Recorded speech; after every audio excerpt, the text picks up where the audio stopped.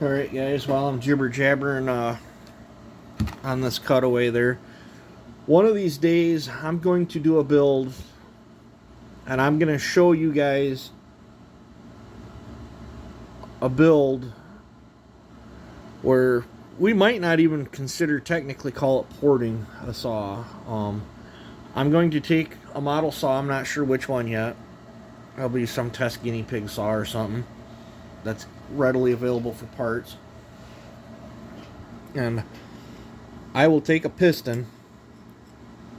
We might do a base gasket delete because that's pretty common for you guys. But let's say you have a saw that you can get pistons for, you know, thanks to like Little Red Barn, or you know, Little Red Barn offers some pistons that's just you just can't find for some other saws. I'm not saying they're super high quality or whatever, but for this test it would work, and then you could save your original piston in case you wanted to go back. But I'm going to take a piston one of these days, and I'm going to build you guys a saw on the channel, and I'm going to only maybe remove the base gasket, but I'm only going to modify the piston.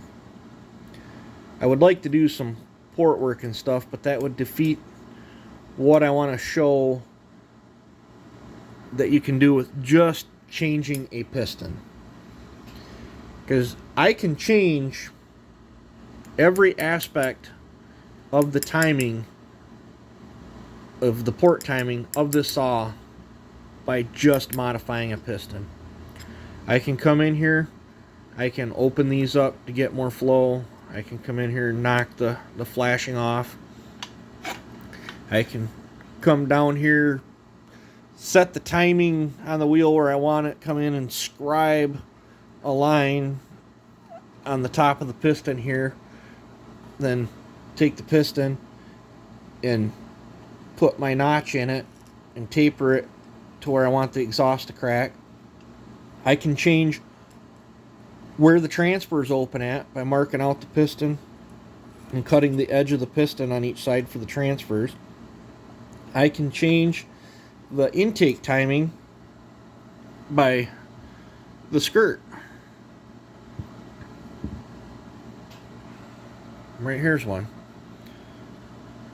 This is one that the factory actually, they gave it more timing right from the factory because they realized their saw needed more power.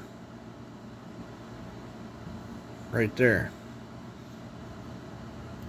And I'm gonna take a saw.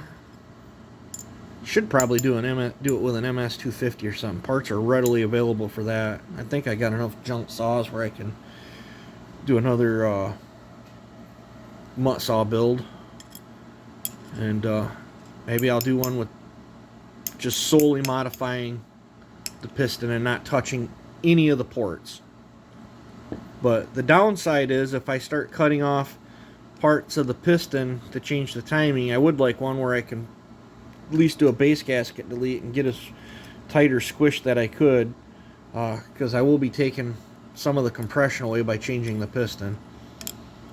But I want to do a vid to show you guys that we can change the total parameters of how a saw runs just by modifying the piston. I think you guys would get a kick out of that. I've done it in the past, just never did nothing on video on it. You know, I can change the exhaust timing, intake timing. I can change the transfer timing, all by manipulating the piston, and I think that would make you guys a good video. So I don't know, I'll have to plan that in the future. So I don't know. I guess I'll use this sometime or another, and we'll talk about different fuels. Maybe when I get back onto the Wild Thing build, because that'll be running some different fuels. Now, those of you are wondering what happened to this, I've seen this over the years a lot on the 10 millimeters. Them 440s, 044s or whatever were just such a strong run, and the 10 millimeters were just such a strong running saw that you know, the PTO side of the crank just, you know, after years of stress, they just give out right here, and then it's over. Seen that happen quite a bit. That's why they beefed up left the same stroke, a little bigger bore, and they beefed up the crank for the 046 and 460. So, alright, well there's that. You guys have a good day. Enjoy your day. Take it easy.